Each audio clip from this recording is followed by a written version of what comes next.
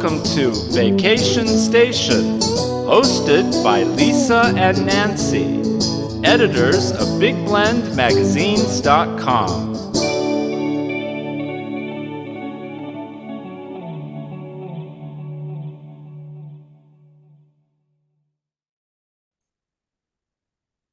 Hey everybody, welcome to Big Blend Radio's first Thursday Travel to Tulare series with the Sequoia Tourism Council. So the Sequoias, now this is all in Central California, all part of Tulare County.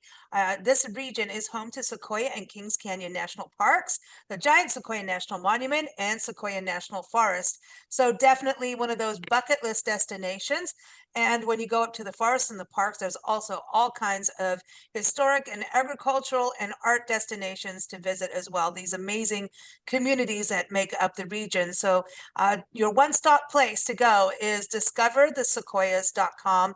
And today we are going to talk about spring in the region, especially when it comes to the parks and forests. As many of you have probably seen in the news, California's had all kinds of record snow and rainfall.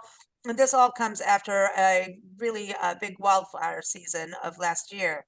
So there are still things to experience, a lot of nature to experience, but we're going to be talking with two of our friends from the Parks and Forests to tell us what we can do, what to be wary of if we're traveling up there in case snow happens or any more weird weather happens. But the good thing is California's had rain and snow, and the West has had a lot of rain and snow. So that is really good for nature and for the land, and that means for everybody. So joining us on the show today, we have Cynthia C. Kawasaki-Yi joining us again. She is from Sequoia and Kings Canyon National Parks. How are you? Good morning. Hi. Nice to be here. Good to have you back. And we've also got Denise Alonso from Sequoia National Forest and Giant Sequoia National Monument. Welcome back, Denise.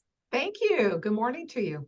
It's good to have you both back on the show. I know it's been a little wacky. Denise, you even had snow at your office today, right? We did this morning. It was beautiful. Ah, nice. Did you have snow too up in the parks? We have snow up in the parks, and there was a little bit of snow even down in Visalia, or one of our gateway communities. So snow throughout the region. Wow. So it's been a little bit, I don't remember you guys getting this much snow over the last 5 years, maybe. It's been a while. It's been a while. We've definitely had some big, storms during the winter. It just seems to be going on a little bit longer than what I'm used to from the last several years. Yeah. Denise, I mean, when do you think was the last time you had big snow like this? Wow, it's probably been 15 years since I Yeah. can remember such a deep snow pack up at the 7,000, 8,000 foot elevation range. I mean, it's been a long time since we've had that nice snowpack that will feed us with spring runoff all into the summer, which I'm looking forward to. So that means it's going to be really good for whitewater rafting this year? It should be most definitely good for whitewater rafting, as well as anybody wanting to cool off in the lakes. They should be full well into the late summer, into the fall.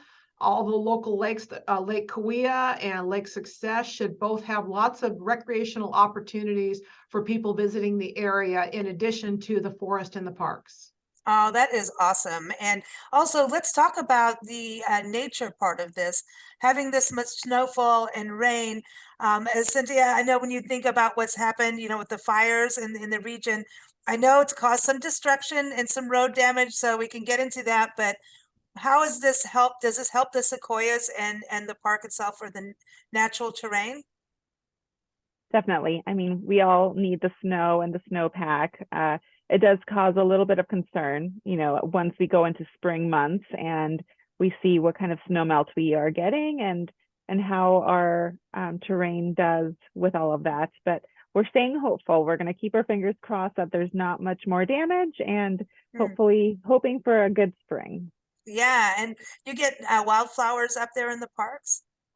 We do, yeah, from March through May, especially down in the foothills, it starts, we have such a large elevation range from our foothills area up to our lodgepole giant forest area. So I think earlier in the spring, you'll start seeing wildflowers in the foothills area. And then as we go into summer, into the summer months, you can start seeing some of those up higher elevations up in Giant Forest or Grant Grove. And then even some of the alpine wilderness areas, right? You'll start getting some of those flowers like lupin and oh man, it's beautiful. Yep, lupin in the midsummer months. Yes, it's beautiful. Awesome. And then Denise, let's talk a little bit about the lay of the land between the national parks and Sequoia National Forest, and then the Giant Sequoia National Monument. So the monument and the forest are all under the United States National Forest Service, right? But they're everything's kind of interconnected within all of the parks. If you go into the parks like Kings Canyon, you can go to Hume Lake, which is forest. So for some of us going in for the first time, we're not going to really know the difference all the time, but there are some differences of what you can experience. But when, Cynthia was talking about the different flowers and the foothills, that kind of happens in the forest too, because you have those multitude of elevations, right? Most definitely. We really complement each other as far as the availability of recreational opportunities, because there's some things that you can do in the forest where you can't necessarily do in the park, such as walk your dog on a trail. So if you're traveling and you're bringing a dog with you, we could recommend that you go to a campground or the recreational sites within the national forest where you can have your dogs on trails. But you can leave your dog in the vehicle in the parking lot and go visit the General Sherman tree in the park next door as well. We're really intertwined, especially on the Hume Lake Ranger District to our north. We're intertwined with the park. You'll drive in and out of the forest as you go into the park at the Big Stump entrance station. And there's very little difference as far as recreational opportunities. Seeing giant sequoias, you can do that in both locations. The park happens to have the largest tree, the General Sherman tree, and the second largest, the General Grant tree. But we have the sixth largest, the bull tree, in the National Forest. And we also have other large giant sequoias at places like Trail of 100 Giants that are equally impressive. So we really tend to complement each other on available recreational opportunities for all the different things that people might want to do. That's excellent. I know, having done both, it's just, I don't think you can ever get to all of it, because you have so much wilderness out there too. So there's the wilderness. For people looking for summer, don't they have to get permits from both the parks and the forest? Cynthia, you want to tell us a little bit about that process? And it's not overnight, right? You don't just go apply for a permit and get it the next day, or is it? Reservations can be made on rec.gov, and so wilderness permits are during a quota season, which is our busier period over the summer. So around from May to about, I would say, September, I believe, is kind of our high visitation month where we require wilderness permits. And this is only for overnight visits. So you can still go, to Giant Forest, go into the backcountry, do a day trip out to Pear Lake or one of these, popular areas that are really hard to get overnight permits for, and experience that, in a round trip day hike away. But for any overnight wilderness trips, that does require a wilderness permit in the summer. Okay, what do we need permits for with the forest, Denise? You would need a wilderness permit for our Golden Trout Wilderness, which is, we share that portion with the Park Service as well, and the Sequoia on the south side. But we do not have a reservation system for our permits. We don't get quite as much use as the park does from their trailheads. So we don't have any sort of a quota. So for those who are doing last minute planning, we can give you a wilderness permit the morning of the day you start on your trip. So if you want to come into our office, we would be happy to give you a wilderness permit to head out of our trailhead that afternoon. You would just need to make sure you coincide with the Park Service trails and any quotas that are in effect if you were to cross the boundary onto the national parks, because then those quotas would go into effect. So we'll inform our visitors who are interested in traveling from our wilderness in the national forest into the national park from our trailheads. We would be happy to educate them on what the specific requirements are for those traveling from the forest into the park or vice versa. Excellent. It's good to know. So recreation.gov, that's the website for permits and for camping, right? For camping permits, just you can buy your park and you can pay ahead for your entry Oh, pass, that's which is a cool. really great way to save time as you're heading Mhm. into the parks. That way you just have your pass ready to go. You don't have to process a credit card or process payment at the entrance station. Well, actually, the best thing is to get your annual pass. That's what I think. Then it's like you can go to all the parks. I Yep. know, and don't you get passes that include the forest and the park together? Is that am I right? There's like one that does both, but doesn't The, include permits. the America the Beautiful Pass, there are some national forests that do charge an entry fee. On the Giant Sequoia National Monument, we don't, except for that portion on the Hume Lake District, which is adjacent to the park. That portion is included in the entrance fee at the Big Stump entrance station. So they complement each other at that location. And so the southern portion above Porterville doesn't have an entry fee. But if you were to get the America the Beautiful pass for the annual pass, you could take advantage of places like Mount St. Helens, which is a Forest Service national monument where they do Okay, charge an entrance fee, an individual entrance fee. It does cover that as well. cool. And the America the Beautiful, is that only for seniors or is that for everyone, Cynthia? That's for everyone. I think we have one. I believe we do. Because I know that we have, wherever we go, we have a pass. Because it's the most important. And, I think it's something, people think about Mother's Day and Earth Day is coming up. I think people should be giving, Earth Day in April. This is the coolest pass. National Parks Week is coming up, isn't it? That is what I was looking, April 22nd through 30th. So that's a cool thing to celebrate with get the All-American pass. Definitely. And we do have a fee-free day to kick off National Park Week. And then we have National Junior Ranger Day to Oh, kind that's of right. end National Park Week on April 29th. So a lot of good things happening that week. Tell everyone about the Junior Ranger program. I think it's probably one of the most important things because it's not even just the kids that get involved, but it's also the adults get involved too. I want my booklet.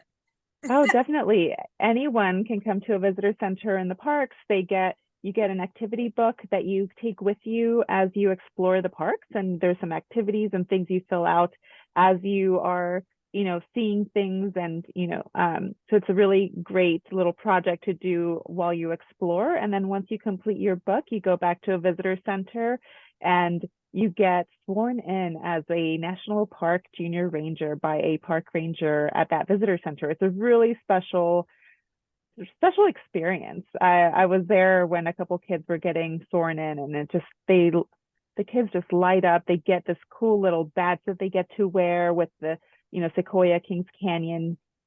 Every park has their own little badge, and it's a really great way to make a park visit even more exciting for kids. And for Our little anyone who's doing the activity Oh, book. come on. I know. There's our little sock monkey, Priscilla, our pink sock monkey. She got sworn in as a junior ranger, and her junior ranger experience actually started in Sequoia National Park back in 2012, and she's got badges from parks and state parks too. She's got badges. But she kind of looks like a biker chick now, but all these badges. But she did get sworn in. We have a video of her at Coronado National Monument Wow. in Arizona. It's hysterical. I put it on TikTok, and anyway, that's apparently what we do with her. But Denise, you got to meet Priscilla, I our little did. sock monkey. Yes, Yep, we have I do photos of you remember with that. her. Yeah, she taught Priscilla the difference between the sequoia tree cone and the sugar pine cone. So, let's do some fun facts on sequoias, okay? Because listen, we don't all know these fun facts, but so the sequoia is the largest tree in the world, right? By volume, not Yes, by height, by volume. it's Okay. by volume. Okay, so the general Sherman tree. Okay, so you've got the Sherman tree, the general Grant tree. So what's the difference between those two? The difference, they're both, one is in Sequoia National Park. The general Sherman tree is number one largest tree in the world by volume. The general Grant tree is the second largest tree in the world. And the general Grant tree is actually also the nation's Christmas tree. Not everyone knows that.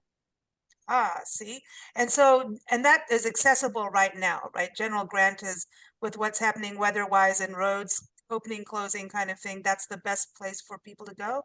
Or Usually it's open year round. At this point, because the storms are so severe, the road to the General Grand Tree is actually closed right now. okay. But it will open before access to Giant Forest opens, so it's a safer bet. Okay, so everyone, nps.gov/SEKI is the website to go to watch for alerts, because things will change. And that's the thing, spring is gorgeous and beautiful. The last time we were there was during spring, and I remember all the red buds in bloom as we were going up through Hospital Rock, and the flowers, and it was absolutely gorgeous. But you never know, all of a sudden they could just go, hey, we're going to give you some more snow, just if you want a little dusting, to remind you Mother Nature's in control. So that could happen. So it's always good to go to the websites. But Denise, okay, any fun facts on sequoia trees for us?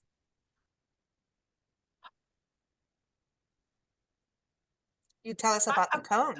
I can't think of any. Well, the cones we were talking about earlier, the size of the giant sequoia cone is, I don't know, just maybe about that size. It fits in the palm of your hand. It And does. you actually had And a couple, yeah. The sugar pine cone, which is probably 7 inches long. I mean, it's. I wish I had them in my hands to show you, to compare, but you would be amazed at how tiny the giant sequoia cones are to produce such a large tree. And don't they need like some kind of scratching to actually get them to open and start producing and actually become little babies? Some sort of a disturbance is actually advantageous to giant sequoias. The cones themselves, once they dry out, they kind of need something to disturb them, to knock the seeds out of the cones in order for them to get into the soil in order to germinate. And a lot of times that's been some sort of a fire presence, preferably a low intensity understory. Yeah, not the crazy wildfires. No, we don't want those. Correct, yes. But even animals can disturb a giant sequoia cone, carrying it or kicking it or moving it around. Birds or squirrels or chipmunks could be enough disturbance to knock the seeds out of those cones on the ground and then allow the seed to get into the soil and then germinate. And then, of course, all you need is sunlight and lots of moisture in order for those giant sequoia seedlings to grow up into those 1,500-year-old trees that we see in your photo behind you. It's crazy though, like these little babies, and because your first thing is you see these giants, and I love watching people go to the parks and the forest for their first time and do the literal jaw drop at the giants, and then everybody's trying to hug it and it's not going to work, and you got to have a big family, man. You got to bring your whole family, your extended family, your friends to hug a tree. What is well, it's hard to say what the average is of how many people can hug a tree, because it depends on the stage of growth, isn't it? It's kind of I've hard. had 35 students trying to join hands around one of the larger giant sequoias at Trail of 100 Giants, and they didn't make it. Wow, 35 kids. 35 students. They were second graders, so they weren't big, but they all tried to join hands around one of our larger giant sequoia trees, and they had to include the teachers in order to actually get that to join hands. So it was quite impressive to watch. Oh, wow. That's amazing. And Lisa, not a lot of people get out to Big Stump Grove, but that's a really great area where you can see not everyone knows that there was logging in the late 1800s of giant sequoias, but you can see still the huge stumps. And there's actually a ladder where you can go and stand on the Mark Twain stump, the Mark Twain tree stump. But it just gives you an idea once you're standing on the top of this huge stump, just how enormous they were and how hard it must have been to log such giant trees, especially with the tools that they had available at that time. Yeah, and then try and get them, around the country and, ship them out. And yeah, that's pretty a famous story too about, the logging of them and getting that balance. And it's interesting, now you've got cabins and things out there too, don't you? In some of those areas where people can stay, and there's camping too. That's the best, because you can camp with chipmunks coming up and stealing your food. So don't feed them though. Don't feed the wildlife. I prefer chipmunks over bears. Yeah, I was going to get to when do the bears typically come out? Because I kind of feel like they're the groundhogs. Well, the marmots are. You guys have marmots for groundhogs. So did they come out and say, "Hey, spring's coming early. Enough of this snow for you guys"? Like what happens? I mean, with this much snow, I'm curious to see how long, will it take them a little bit longer this spring to come on out? I mean, I would want to keep hibernating if it was this, this much Yeah, snowpack. yeah, I think so too. But they're not 100% asleep, right? They can, if it's a warm day, they might kind of wander out and say, "Hey, I need some sunshine," and then go back in and take another long nap. Yeah, and some of these bears also travel down into our local communities when it starts to get cooler. They come on down to Three Rivers or, you know, try to forage for food elsewhere outside of the parks. Yeah, but we want to keep like so when you go to the park, you can take food out of your car, and it's funny because right now we're recording this, we're in Asheville, North Carolina, and they have bears pretty much walking the neighborhoods. And so Oh, I was wow. saying to the people, I'm like, do I need to take like the food I have in the car out of the car? They're like, no, they won't go to the cars. And I'm like, nah, I don't trust this. Not from what everyone in Sequoia's taught me. Just take it out. Take it out. Anything you have, just take it out. And, so it's all upstairs here with us now. But because I just Yeah. couldn't, I was like, nah.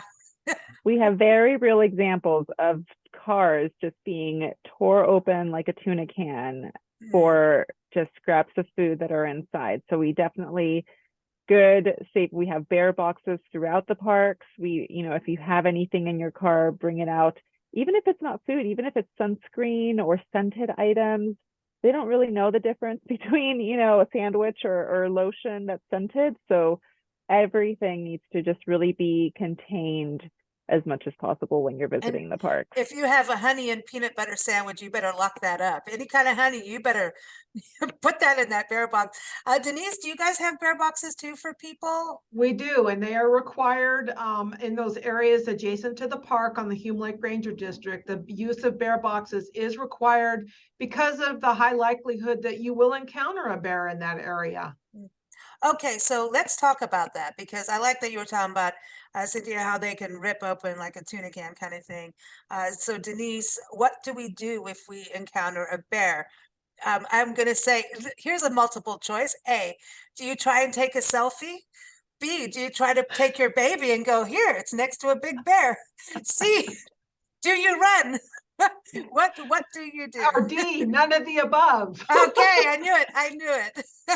Yeah. Yeah, basically don't try to stand your ground. If you see a bear with a cub, a mama bear with a cub, make sure that you're not getting too close to the cub or in between them, because that's the most dangerous situation. Most bears will shy away from people. They don't want to encounter people, and they'll run away from you if they see you. If you do get between a mama and her cubs, that's where you might have the mama charge towards you or, act aggressively towards you. So walk, don't turn your back, walk away backwards, keep your eyes on the bear so that you're prepared. If you were able to get someplace higher in, so that you could act big so that they're less likely to think that you could be attacked. Same with mountain lions. Play big, put your hands up and pretend like you're bigger than you are. Or if you're with several people, get together, so that you appear to be more threatening than you are just as a person, one single person. But our human bear encounters are not common. Most of the time, bears will scare away from you. It's the same with snakes. And in the spring, they do come out. And so that's also just kind of watch where you're stepping, be watchful and don't mess with the snake either. Let them be. They're important parts of the ecosystem. So it's kind of the same thing. Just don't get too close, let them be. The snakes always kind of go away. I've had rattlesnakes go over my feet and I just stood there and they just went right over like, oh, hello, have a nice day. And that happens when they just, go just be calm. And that's the other thing, not freak out, right? Because that could, Right. It's a yeah. good reminder. We're ahead. visiting, their homes, their Mm. ecosystems. This is where we're the visitors in their world. We sometimes get complaints of like, you really should keep the bears off of these like busy paths of, where people, no, that's Go not to how your that room. works. Oh my gosh. That, Give the bears the right of way. oh, Right of way, give them space. They're just trying to get from one point to, they're trying to reach their destination. They're not there to disturb the people. They really just are in their own little bubbles. They just want to keep going with their day. that, I think you bring such a good point up. I was, obviously I'm like part of all these, I always read what's going on with parks and it was some swampy area because we always end up playing with gators and we do not touch the gator. We do not do the selfie stupid thing. We don't do any of that, but we love to go check them out because they're just such cool, like ancient beings, And I was reading about some small park, I think it was in South Carolina or something, and this lady went up on like a Google reviewing parks, which I think is like weird because like parks they're all special. Like you can't anyway. She went and put up on there's alligators here. They really should move them away from us humans going to the park.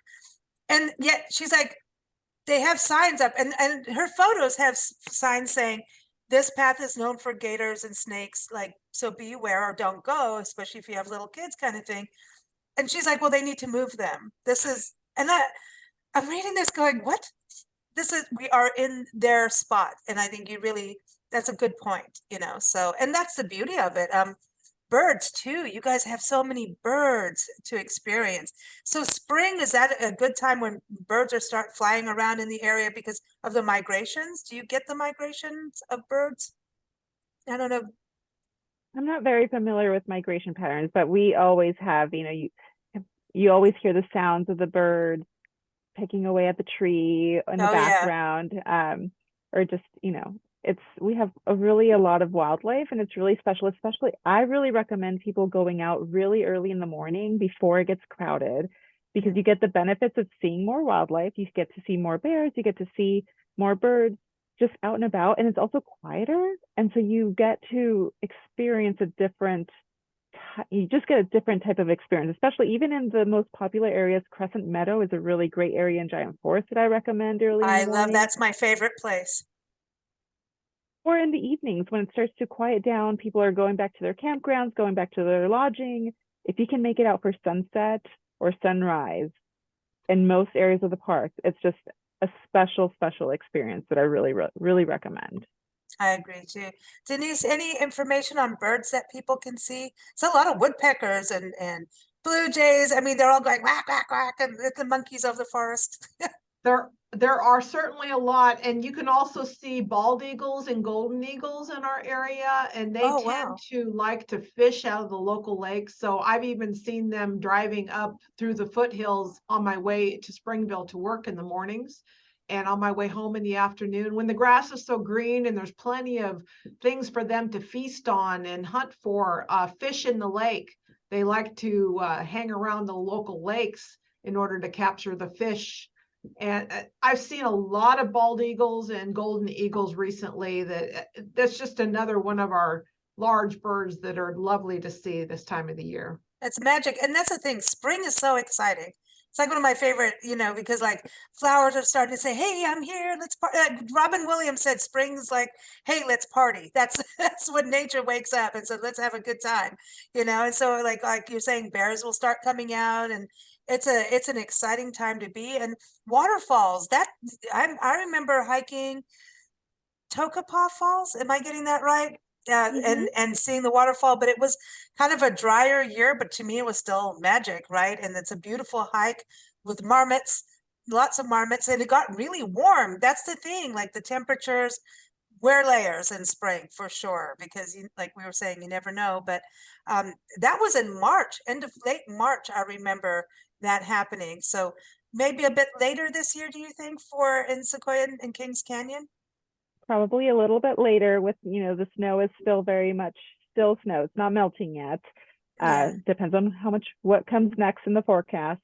But given the high elevations of the parks, I would say we get an extended spring, because you can start seeing wildflowers earlier in the foothills, but then if you go up to higher elevations to places like Mineral King or Grant Grove, Lodge, Giant Forest, because of the high elevations, it takes longer for the snow to start melting and for things to start, clearing off. And so you get kind of that spring experience even early into the early summer months.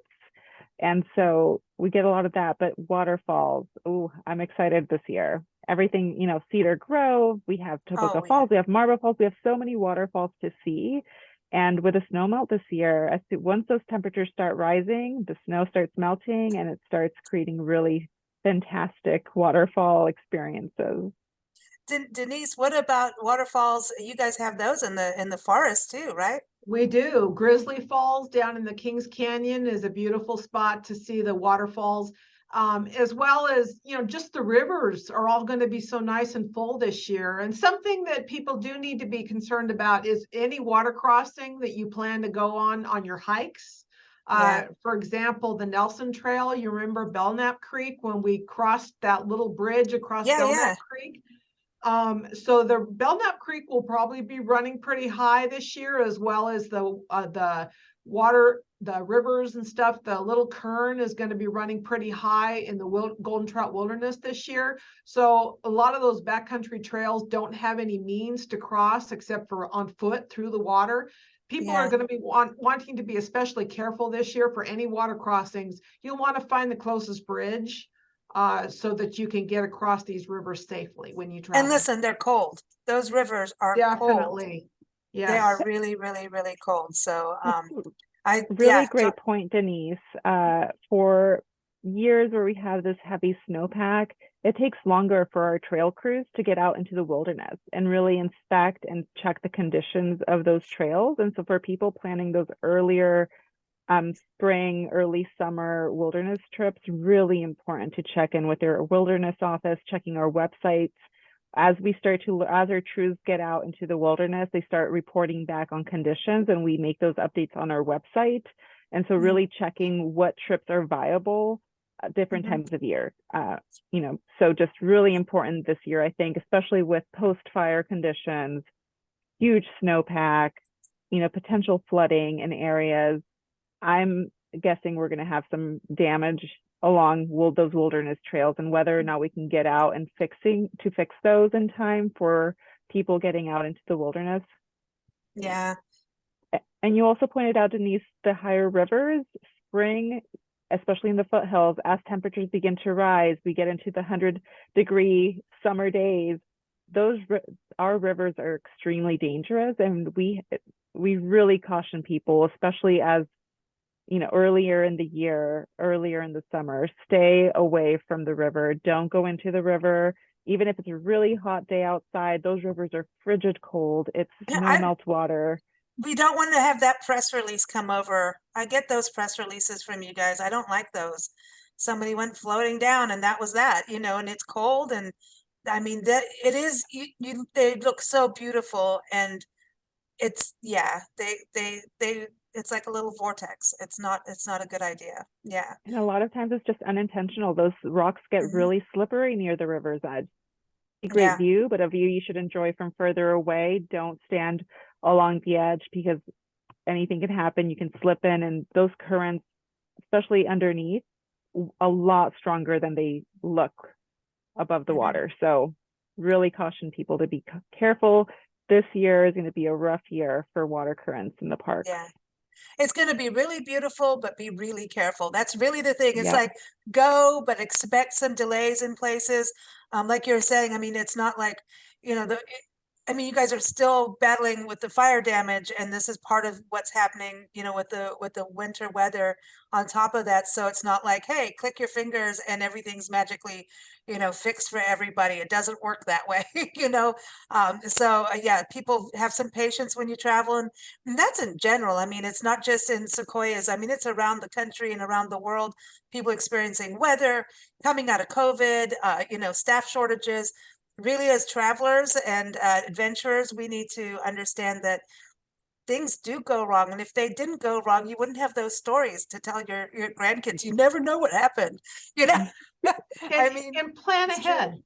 Plan Mhm. ahead before your trip. Bring tire chains, bring a sleeping bag or a blanket, and some food and water in your vehicle whenever you go up into the mountains. Because remember, cell phones don't work once you get up into Yes. the mountains. So you can't just call and ask for somebody to come pick you up because you're stranded. Your vehicle wouldn't start on Mhm. this distant at the end of the road in a really remote area. You'll have no means to reach out to somebody to come get you.